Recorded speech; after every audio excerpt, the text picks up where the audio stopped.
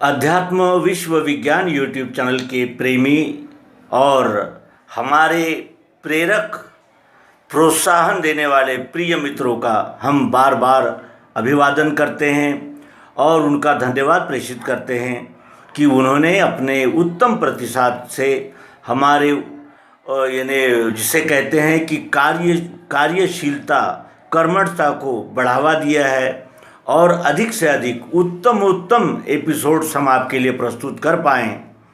इस विषय में इस प्रोत्साहन का अति सहयोग मिला है। मित्रों, इसी तरह आपका प्रेम रहा तो हम यथामति यथाशक्ति यथा सामर्थ्य आप सबकी सेवा में संलग्न रहेंगे। अध्यात्म विश्व विज्ञान यूट्यूब चैनल पर आज बात कविता की। कविता अत्यंत मधुर, जिस तरह आंगन में किसी महिला ने अगर रंगोली बनाई है और बाहर से कोई आ रहा है, कोई दुखी है, कोई पीड़ित है, कोई परेशान है और उसकी नज़र अगर उस सुंदर ऐसी रंगोली पर जाती है तो सहज ही उसका आने वाले के मन को थोड़ा सा कहीं ना कहीं रिलीफ, कहीं ना कहीं आराम मिलता है। कला इसलिए जीवन में आवश्यक है। मनुष्य को शक्ति के साथ प्रसन्नता की भी आवश्यकता है। केवल शक्ति रहकर ही नहीं हो सकता।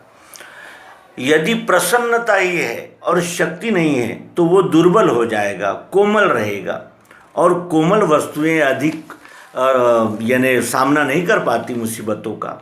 इसीलिए शक्ति और सौंदर्य ये दो विभाग इस विश्व में शुरू से ही है। अक्षर है तो क्षर है, राम है तो सीता है, सुख है तो दुख है, विरह है तो मिलन है। ये दो भाव बनकर ये सारा खेल विश्वरूप परमात्मा का चल रहा है। उसी तरह कला है और शक्ति है, शक्ति है और कौशल्य है, शिव है और शक्ति है। इस प्रकार संतुलन से ही ये सारा विश्व उपस्थित है और ये विश्व ही परमात्मा है। हम यह अध्यात्म विज्ञान के आधार से प्रायोगिक पद्धति से, वैज्ञानिक पद्धति से जानते हैं। और ये बात दुमत नहीं है इसमें कि आज जो प्रयास हो रहे हैं कि महिला और पुरुष एक ही गणवेश, एक जैसे उनके कर्तव्य यानी ड्यूटीज़ और एक जैसी जिम्मेदारियां, और यदि इस प्रकार पिता बच्चों के जीवन से बाहर जाता है तो वो अर्जन करता है, वो लाता है तभी बच्चों की फीस दी जा सकती है, वो लाता है तभी कपड़े और निवास की व्यवस्था, बिजली का बिल, पानी का बिल, टैक्स, ये वो सब वो जिम्मेदारी उठाकर वो पुरुष कार्य करता है अपनी फील्ड में। और जो कुछ भी अर्जन करता है वो अपने घर गृहस्थी बाल बच्चों के लिए ही करता है। लेकिन उन्हीं बाल बच्चों के लिए और उसी परिश्रम करने वाले व्यक्ति के लिए जो दिन रात लगी रहती है, जिसे कभी छुट्टी मिलती ही नहीं। देखो, महिलाओं का जीवन कभी छुट्टी नहीं, कभी आराम नहीं, सतत लगे ही हुए। ऐसा लगता है उनको देखकर कि क्या इनके पिता ने इसीलिए यहाँ भेज दिया था कि ये सारा हमारे सारे जीवन का यानी व्यवस्थापन का बोझा लेकर बेचारी चलती रहेगी। बड़ी दया आती है। क्या जीवन है उसका। सुबह से रात को सोते तक कुछ न कुछ भूमिकाएं उसके पीछे है और भूमिकाओं के साथ जिम्मेदारियां भी। तो यदि हमने महिलाओं को अगर पुरुष की तरह ही ट्रीटमेंट दिया, पुरुष की तरह ही उसके साथ, स्त्री के साथ बर्ताव किया, तो क्या होगा। जो जीवन में, बच्चों के जीवन में जो कोमलता है, जो स्निग्धता है, जो मधुरता है, जो सौम्यता है, वो चली जाएगी। और बच्चे अगर गरीबी में रहे, फुटपाथ पर रहे तो कोई बात नहीं होती। लेकिन अगर बच्चों के मन में बचपन से ही ये भावना घर कर गई कि इस विश्व में मेरा कोई नहीं है, और इस प्रकार वो विक्षिप्त अगर मस्तिष्क बनकर बाहर आएगा तो वो क्या हंगामा मचा सकता है विश्व में, ये हम बहुत अच्छी तरह जानते हैं। जघन्य अपराध उन्होंने ही किया जिन्हें जीवन में कभी किसी का प्यार नहीं मिला। तो ये कहना नहीं है हमारा कि महिलाओं ने काम नहीं करना चाहिए, आर्थिक दृष्टि से आत्मनिर्भर नहीं होना चाहिए, ये हमारा कहना नहीं है। ऐसा हम नहीं चाहते, न कहते। केवल इतना ही कहते हैं कि स्त्री को पुरुष की तरह जब कर्तव्य देते हो तो ये ध्यान रखा करो कि उसकी कोमलता, उसकी जिसे कहते हैं कि ममता नष्ट न हो जाए, कहीं वो पुरुष की तरह पत्थर दिल न बन जाए। और आज हम तो बहुत सारी जगह CRPF से लेकर तो BSF तक हर जगह स्त्री दिख रही है और चांद पर भी गई है, उसने अपने कर्तव्य को बड़ी अच्छी तरह निभाया। लेकिन कहीं ये भूल न हो जाए कि उसकी कोमलता चली जाए। उसी तरह मनुष्य के जीवन में एक प्रकार होता है कविता। हम बड़ा सुंदर गीत सुनकर प्रसन्न हो जाते हैं और कोई अच्छी धुन सुनकर मन नाचने लगता है। आज भी नागिन फिल्म का मन डोले मेरा तन डोले, इसकी बीन बजती है तो अच्छे अच्छे संगीतकार को रुकते सुनते हमने देखा है। वो रुके, सुना, उन्होंने बार बार सुना, तब कहीं उनको अच्छा लगा और वो अपने काम से फिर आगे बढ़े। क्यों? मन मोहित कर लेता है, संगीत मोहित कर लेती है कविताएं। रामधारी सिंह दिनकर, मैथिली शरण गुप्त और राजा बढ़े, गदी माडगुलकर, ये कितने महान कवि हुए। और कवियों की परंपरा तो हमारे भारत में आदिकाल से है। हमारे कोई भी ग्रंथ बगैर कविता से होते ही नहीं है। श्रीमद् भगवद गीता जो विश्व मानव का संविधान है वो भी संस्कृत में है और कविता के रूप में है। यानी हमने अपना सामर्थ्य तो रखा, लेकिन एक साथ ही सहिष्णुता, संवेदनशीलता, कोमलता, सौम्यता, एक जिसे कहते हैं कि कलात्मक दृष्टि रखी। और इसीलिए इस संपूर्ण विश्व में ये भारत ही ऐसा है जिसके संस्कृति में शस्त्र के साथ शास्त्र है, कविता के साथ पुरुषार्थ है। कविता राग रंग में डूब जाने वाली ये सभ्यता नहीं है। ये इसने राग रंग का उपयोग श्रम परिहार के लिए किया। ऐसी ये विद्वान और विद्वज्जन और प्रशस्ति प्राप्त ऐसी ये संस्कृति भारतीय संस्कृति है। आज हम अपने मित्रों के साथ एक कविता के विषय में चर्चा करेंगे। कविता ऐसी है जो दीर्घ समय तक स्मरण में रह सकती है, क्योंकि इसका विषय, इसकी रचना और इसकी गेयता, इसकी मधुरता अद्भुत है। और सबसे अधिक तो इसमें एक शास्त्रीय सिद्धांत का प्रतिपादन है,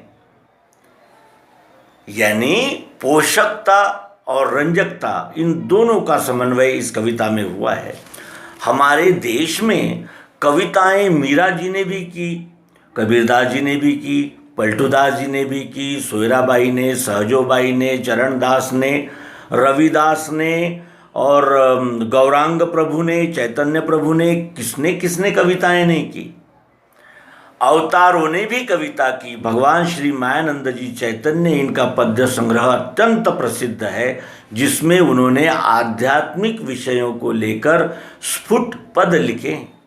और श्रीमद् भगवद गीता का उन्होंने हिंदी और मराठी में अनुवाद भी प्रस्तुत किया है, वो भी काव्य स्वरूप में है। यानी इसका क्या आशय हो सकता है? संतों ने अपने अभंग, अपने गीत क्यों लिखे? क्योंकि कविता यानी स्मरण में रहती है, कविता जल्दी आत्मसात होती है और कविता सतत गुनगुनाती हुई तरीके से हृदय में प्रस्फुटित होती है। और मुंह से जब उसका बार बार ऐसा गुनगुनाना रहता है तो उस शब्दों के साथ अर्थ का मेल हो जाता है, जिससे वो और प्रभावकारी और परिणामकारी होती है। और इसीलिए काव्य में हमारा अधिकतम वाङ्मय काव्य में है। मीरा ने गाया क्या, होनिया मीरा मी दृष्टि त श्याम बघते, होनिया मीरा मी दृष्टि त श्याम बघते, तंद्रीत समाधीचे आनंद मधु लुटते, होनिया मीरा मी दृष्टि त श्याम बघते, ती ओढ सावळ्याची या रोम रोमी रुतली, ती ओढ सावळ्याची या रोम रोमी रुतली, मंजूळ बासरीची कर्णात तान घुमली, कर्णात तान घुमली, नाराहिली स्वतःची अमृत मधुर चखते, होनिया मीरा मी दृष्टि त श्याम बघते। दृष्टि में श्याम बघने के लिए मीरा की आवश्यकता होती है। मीरा ने अपने मन को मैंने जैसे समाप्त कर दिया और उस एक भगवान श्री कृष्ण के यानी गुण नाम चरित्र में ऐसी खो गई कि कहती है कि मैं मीरा बन के अपनी दृष्टि से श्याम देखती हूँ, जिधर भी देखती हूँ मुझे श्याम ही दिखते हैं। और तंद्रीत समाधीचे आनंद मधु लुटते, जब हमारे मन हमारी बुद्धि ये समत्व में स्थित हो जाती है, उसे समाधि कहते हैं, तो उस समाधि में उस समाधि की तंद्री में यानी उस समत्व भाव को धारण करते हुए आनंद मधु लुटते और मधुर आनंद मैं प्राप्त करती हूँ। होनिया मीरा मी दृष्टीत श्याम बघते, ती ओढ सावळ्याची या रोम रोमी रुतली, वो सांवले की जो खिंचाव है, आकर्षण है, वो मेरे रोम रोम में बस गया है।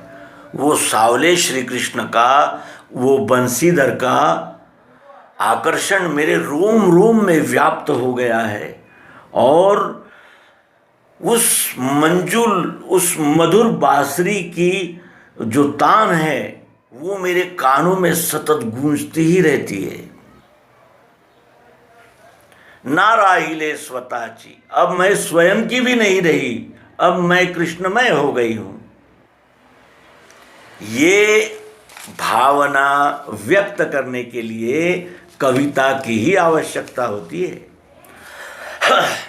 कवि हृदय ही इस कविता की कोमलता, अर्थगर्भता, लालित्य, गेयता, प्रियता और इसमें दिया हुआ महत्व का जो संदेश कि ना राहिली स्वतःची, अब वो स्वयं की नहीं रही है, इस प्रकार जीवन में मधुरता भी आवश्यक होती है। और कविता ऐसा जगत है जो मनुष्य के मन को हरण कर लेता है और इस जीवन में जो अनेक प्रकार के मान अपमान और विपन्नता संपन्नता अनेक प्रकार के प्रश्नों से जो ये मन उद्विग्न हो जाता है, उसको क्षणिक क्यों न हो लेकिन यानी आराम देने के लिए इस कविता रूपी प्रसाद का हम विश्वरूप परमात्मा को धन्यवाद देते हैं। और आगामी अंक में हम एक अत्यंत मौलिक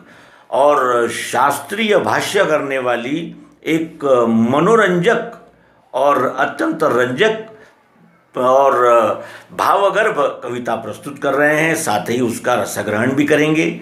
नर्मदे हर सद्गुरु भगवान।